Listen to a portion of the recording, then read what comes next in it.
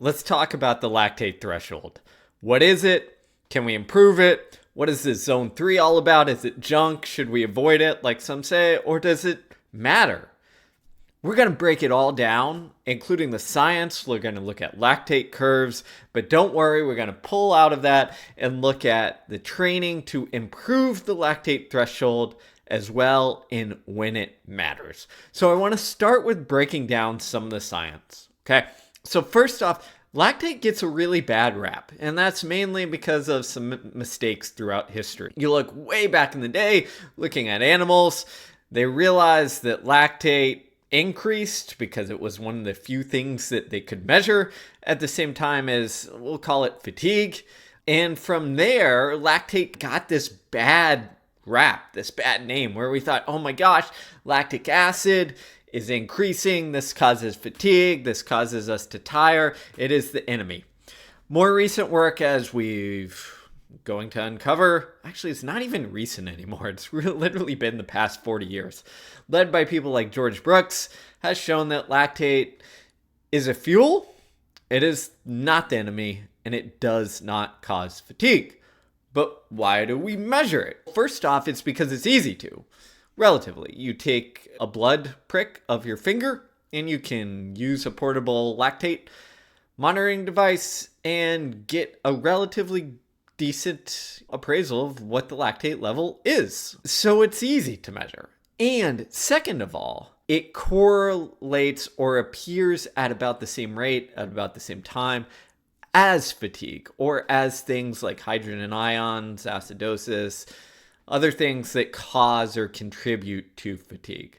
So the way I like to look at it is lactate is a surrogate marker that doesn't cause fatigue itself, but gives us some valuable information as long as we realize that. So let's break things down. Generally, when you see a lactate curve, which we're going to talk about a lot, is it looks something like this. It's nice and neat and pretty. It starts out pretty level, and then you see this gradual increase. And we get what we call the lactate threshold. When we go from a very small increase to starting to go up to a rapid increase, that's what we call the lactate threshold. Sounds great, right? We can look at this curve and say, hey, we can see that where lactate is exceeding our capacity to utilize it, essentially, or clear it. We've gone over lactate threshold. In zone model parlance, which I'm not a huge fan of, but I'll talk about it anyways, 5-zone model, it's zone 3, which is generally between LT1 and LT2, which basically means when there's the first start of gradual rising very early on, and then LT2 is that very rapid increase. Okay, here's the problem though. When we look in the real world, it often doesn't look like this nice, neat little graph. Sometimes we have lactate thresholds or rises that are clear. Sometimes they're not clear whatsoever. Sometimes if we look at how do we even classify it and look at the research on the lactate threshold, there are literally a dozen plus different methods to find and determine where your lactate threshold is. Now, we can get lost in the science here, but the point is, if we don't even have a really good scientific measurement for exactly precisely where the lactate threshold is, should we obsess over it? We're going to dive into that. I'm going to give you the answer. But here's what I think is important right now. Is first off, you often hear lactate threshold occurs at 4 millimoles. That's something we thought in the 80s as a very rough, like, hey, this is where it generally occurs. What we know now is that's not actually the case. So lactate threshold can occur as low as 2 point something and as high as 6, 7, maybe even 8 millimoles. Because what we're really after is what researchers call max LAS, which is maximum lactate steady state, which if you were to measure this in the lab, you'd essentially go to the lab, you'd run for an extended period of time, depends on the test, but 20, 30, 40 minutes at a pace, and you say, hey, is your lactate increasing at 6-minute pace during this? No, it's steady? Okay. Then we're going to take a break, a long break, or come back the next day, and we're going to increase the speed and go from 6 minutes to 550. Is lactate still steady? Okay, great. We're going to do this again. Next time, 540. And eventually you get to a point where during that 20, 30, or 40 minutes, depending on the test, that lactate stops being steady and it starts going up a little bit. And you say, okay, my maximum lactate steady state is at 540 pace. Now, obviously, that takes a hell of a lot of testing, and you bring in fatigue if you guess wrong and have to do this test too many times, etc. So it's not very practical to do that. But that's kind of what we're after for the fastest pace where we can sustain lactate, where it's not getting that significant, okay? And if we were to look at that, as I said, in the research and in athletes, sometimes you see a very high lactate levels for that. Sometimes you see it low. For instance, one group of studies in cyclists, they looked at blood lactate during a 60-minute trial that was essentially their max last, where they could keep it relatively steady. And as you can see in this chart, sometimes that occurred at 2 millimole. Sometimes that occurred up to 7 millimole. Now, it's rare to have it up to 7 millimole. That's really rare. And you can see it does cluster somewhere in the 3 to 4 range for most people. But this is really important because often when we talk about lactate, we think, okay, it's at this precise, at 3.5 millimole or 3.9 or 4 millimole.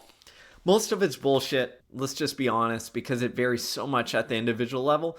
And most of it's BS because it varies based on a lot of factors from a day-to-day basis. So everything from the weather, the humidity, the heat can affect it because that will shift fatigue, it'll shift your sweat rate and all other types of things. Everything from that to carbs beforehand or not, to caffeine beforehand or not, to if you're depleted going into it. All of those things can impact lactate levels on an individual level. So that's why I'm not a huge fan of precision on like we need to train at this exact lactate level, but more of a ballpark, which individually that determines. Now, okay, we've gone through the lactate curve. We're going to talk about it a little bit more, but for right now, I want to simplify. And again, I'm going to emphasize simplify. Well, how do we end up with lactate in the muscles and then in the blood? And again, emphasizing simplified. There are a whole hell of a lot of steps that go from essentially glycolysis down to lactate. Totally acknowledge that. For you exercise science nerds, if you want to read all that, go check out my first book, Science of Running, go into it. But I'm going to simplify it because we're trying to get to practicality here. Here it is. You have glycolysis, you go through a crap load of steps, you end up generally having pyruvate. Again, there's some variation here, so don't yell at me. Which then we either go towards lactate via lactate dehydrogenase enzyme, or acetyl-CoA via PDH, pyruvate dehydrogenase. Okay, we have this little split in the road. Again, it's not always this simple. Sometimes we have a step before we get to pyruvate where we can go to lactate as well. Again, the model is complex, depends on what you look at, but I'm simplifying here. Okay, when we get to that pyruvate, okay, here's how I like to think of it. Is we can either go into, okay, produce some muscle lactate, some lactate in the muscle, or we go off to the Krebs cycle, aerobic energy, going into the mitochondria, okay? It's great. We go that way, no problem. We go towards the muscle lactate side, then what happens is in that muscle, we can either convert it to pyruvate and shuttle it to adjacent fibers, or into the space between, the interstitial space. So utilizing it as fuel locally or right next door, think of it like that. Or we can have that muscle lactate then get thrown into the blood, which then is shuttled around and sent to the other muscles or livers or other organs by what George Brooks called the lactate shuttle. Again, simplifying a little bit, but the idea is once we have lactate in the muscle, it can either be utilized, shifted, cleared to adjacent spaces, or sent into the bloodstream, okay, to then almost be like a transport system. Here's how I like to think of it. It's we have a factory. In that factory, we produce some lactate, and we say, hey, can we utilize this here? And most of the time it's, no, we need to send it elsewhere. Well, can we send it to the store next door? No. Okay. We better load it up into a truck and send it out onto the freeway system. And where it goes depends a little bit on where it's utilized. So lactate in general is a fuel transport system. Among some other things, it also has a role kind of acting like a hormone, kind of acting as an immune system regulator or adjuster a little bit, but that's not here or there. We used to think as well that lactate was only produced in quote unquote anaerobic, hypoxic, without oxygen situations, but that is not true. Okay? There was some recent study called enteric and systemic postprandial lactate shuttle phases and dietary carbohydrate carbon flow in humans that looked at this, and they said, and I'll quote from it, the present study challenges the notion that lactate production is the result of hypoxia in skeletal muscles. Our work indicates that glycolysis proceeds to lactate in fully aerobic tissues. Okay? So it doesn't have to be anaerobic to get there. It's not caused by the oxygen deficit, hypoxia.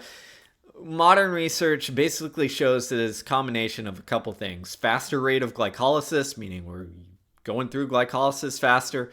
More activation of fast twitch muscle fibers, because we generally in our muscles, we have muscle fibers that are really good at producing lactate, generally fast twitch fibers, and fibers that are better at clearing or utilizing that, often slow twitch fibers. So it depends on how many muscle fibers of each type are activated that influences the lactate.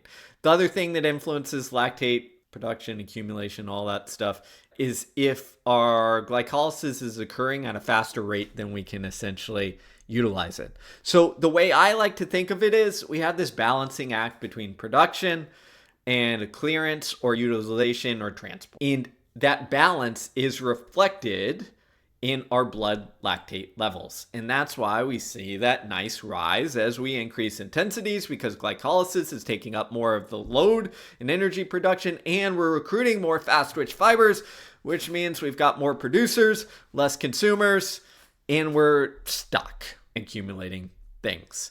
Now, it's interesting. So when we look at the lactate threshold testing, which I want to come back to before we get into training.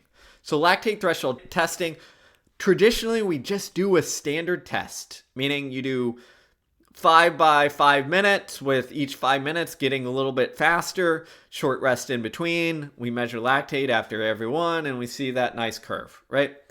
Well, Jan Albrecht back in the 90s and early 2000s developed a model where he said, yeah, that makes some sense, but it doesn't really help us all that much, because other factors are contributing to the lactate curve, meaning it's not just seen in this one little bubble. Simplifying, Albrecht said essentially that our anaerobic ability or power matters as well. And here's how I'm going to simplify this. If we look at it through a muscle fiber lens, if I'm someone who has better anaerobic ability, meaning I have more fast twitch fibers, then I have more lactate producing muscles, that at every speed I'm going to produce a little bit more than someone with entirely slow twitch fibers, because my max capacity and the amount of fibers that I'm calling upon that are fast twitch is going to be higher at every level. So another way to think of this is, if my max anaerobic ability, my max ability to produce lactate, or as Albrecht suggested, the maximum lactate that we get after a 400 or 600 meter all out, which gives us an indicator of this. What it tells us is if that max level is higher, generally we're going to have higher lactate levels at just about every speed. Because our glycolysis, going back to what we said earlier, our glycolysis rate is generally higher at every step. Okay? So what does this mean? If we were to look at that lactate curve, right, what we can do is realize that it's not just a reflection of our quote-unquote aerobic ability, but it's that anaerobic ability as well. influences it. So let me simplify. If in addition to our 5 by 5 minute test where we get a little bit faster, if we then take full recovery, get lactate levels back down, and then do an all out 400, and then check to see what is our peak lactate afterwards, that gives us a better interpretation of the curve for a simple reason. Because think of it like this. If I do all this endurance work, okay, no speed whatsoever, no speed maintenance, no anaerobic maintenance, my lactate threshold probably gets better, right? I produce less lactate as we get faster along every pace. But part of that might be due to the fact that when I go run that all out 400, instead of running a 50, I run a 53. And instead of producing 16 millimoles of lactate, I only produce 12. What that means is I've suppressed my anaerobic system, okay? And because of that suppression, I should see lower lactate levels. And to a degree, I don't see lower lactate levels. My curve doesn't shift towards what we generally consider positive because I improve my aerobic system a whole hell of a ton. I just train my body to say, hey, forget that speed stuff. Forget that producing anaerobic power. Let's just dampen it down. Or to put it in another way, if we took our fire hose of lactate, meaning glycolysis coming down, if we shrunk that fire hose because we've decreased the ability or the power behind it, we shrunk that fire hose, it's gonna look like, hey, Steve's got less lactate in his blood. He's better aerobically. But it could be because I just neglected that speed component. Okay? So it's this interaction that matters. It's the interaction between lactate production, both for the pace and our maximum amount, right? And our aerobic ability or lactate clearance, utilization, disposal. They have slightly different meanings, but for our case, we're just going to lump them all together. How well can you utilize and clear this stuff out as we increase intensities? Both of those matter. So when it comes to lactate curves, what we need is both figures. Because we can roughly guesstimate, hey, if my curve shifted, meaning as I got faster, I'm now producing less lactate. Let's say at 5 minute pace, it used to be 4.5 millimole, and now I'm at 3 millimole. If that max lactate during that 400 test stays about the same, meaning during both tests, it was, let's say we ran it in 51 and produced about 15 millimoles, then we can say, hey, we maintained the size of that fire hose, but we're producing less at 5 minute pace. So this was a real aerobic boost, aerobic benefit. And what this comes to when we look at training is generally we do see some shifts in our quote unquote anaerobic ability, that 400, right? Early on, that detrains a little bit when we focus purely on aerobic stuff. That's fine, as long as it detrains just enough so that we can bring that back when we start adding the specific or competitive work or emphasizing that a little bit more.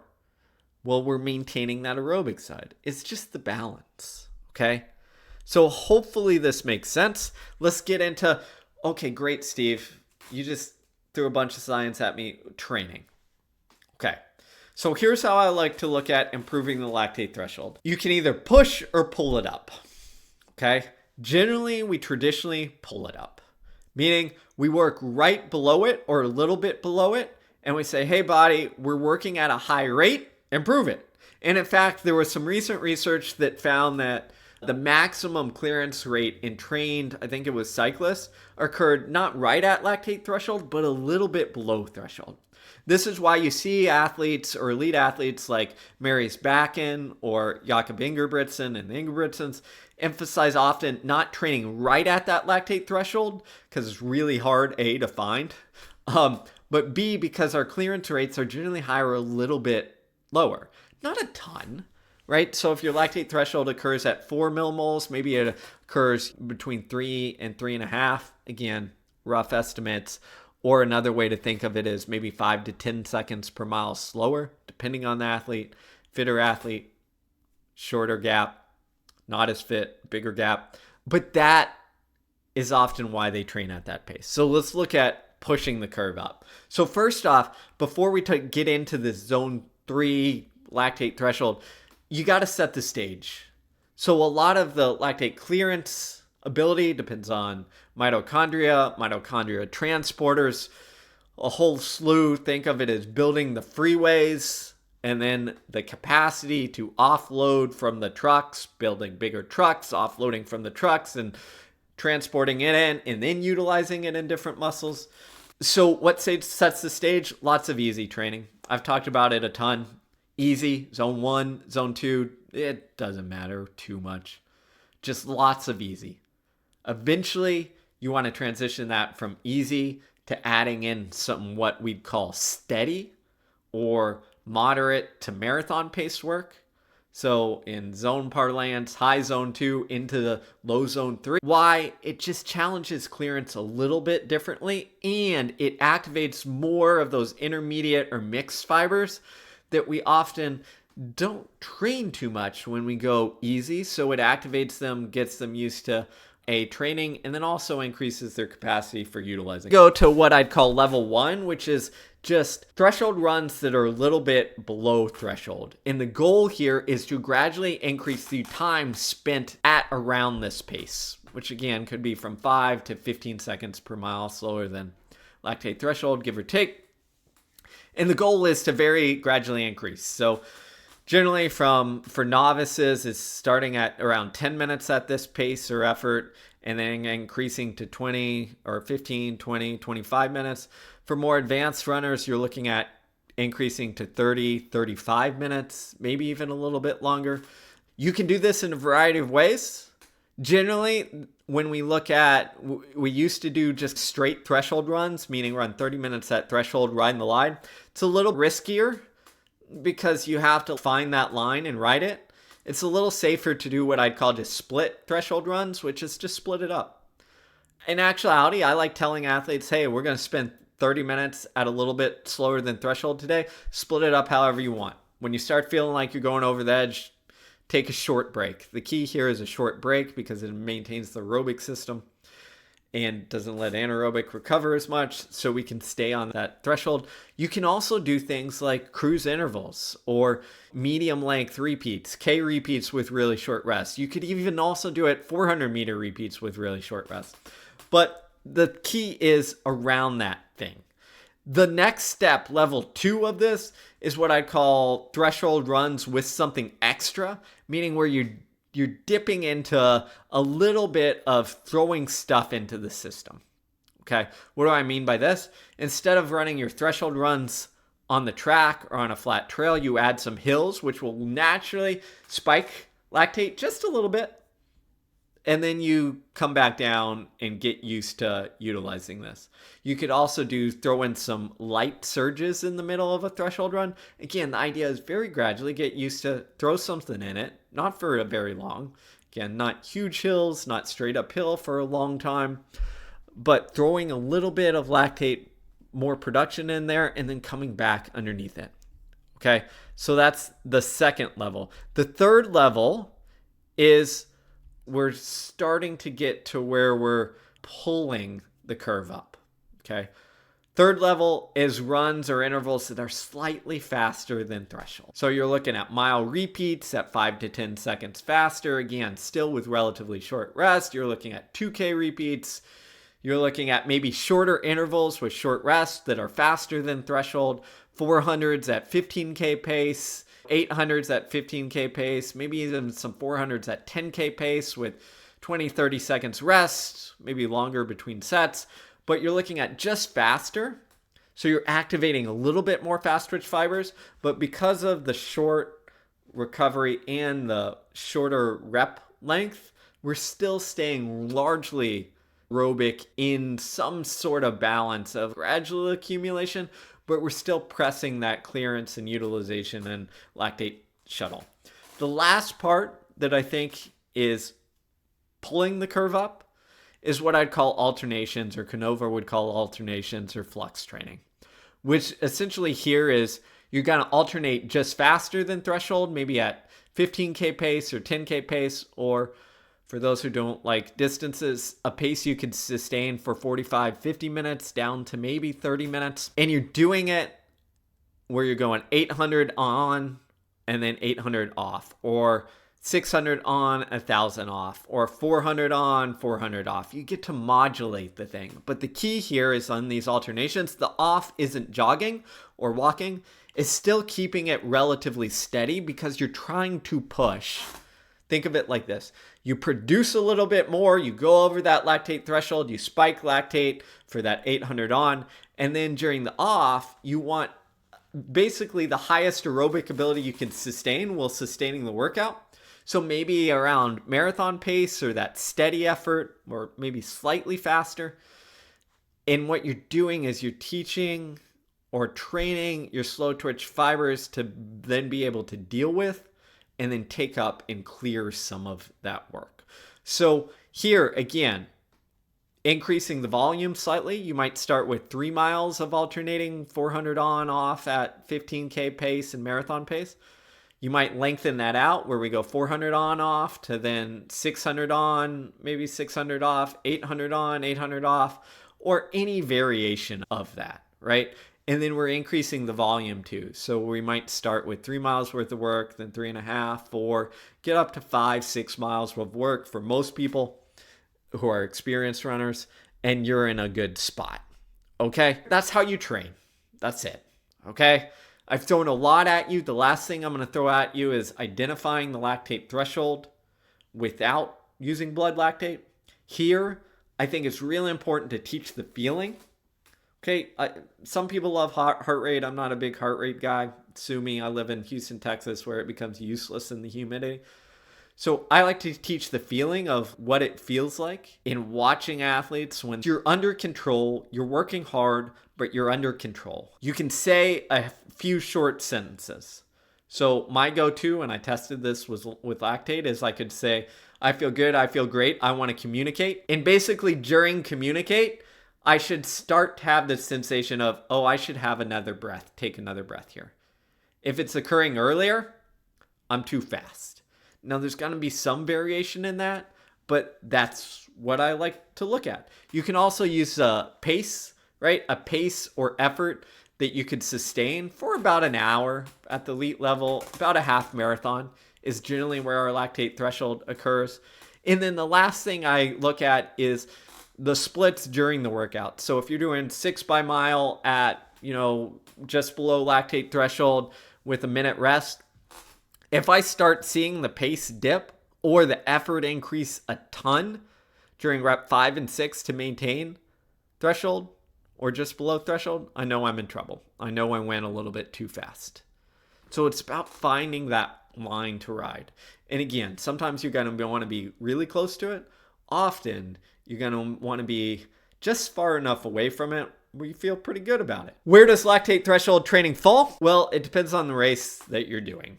Generally, lactate threshold falls in periodization, between the base phase, meaning mostly easy, some smooth and fast stuff. It's that next level of what I call high-end aerobic development, where you mix in some marathon pace, some steady stuff, some threshold stuff, which then sets the stage for your 10K, 5K, or even mile development because you develop the aerobic system so well. Now, the key thing here is remember back to that seesaw balance between lactate threshold or aerobic side and max production is generally when we emphasize the threshold a lot, it decreases our max production. So we've just got to do things like hill sprints, maybe some 200s on the track to maintain that kind of quote unquote anaerobic side, even if that term's not practical. Now, where this changes is if you're training for the half marathon, obviously lactate threshold is specific. If you're training for the marathon, generally in periodization, what we see is we need to boost our threshold up before then going to the marathon specific of, hey, we're trying to then extend our ability to run at a pace that is slightly slower, a little bit slower, but we now have that gap between our kind of lactate threshold and our marathon pace, which makes marathon pace a little bit easier and gives us more room for improvement. All right, today was a long one. Thanks so much for checking it out. If you like this, like it, comment if I missed anything. I went deep into the science today. Normally I don't quite go as deep, but that's what we're here for, to inform you. If you enjoy this channel, don't forget to support my work. New book is out now, Win the Inside Game, and it's all about the mental side of performance. As I said, like, subscribe, share, comment. It all helps. I'm just here trying to help you understand high-level performance, whether you're an amateur or professional when it comes to running. Thanks. Take care.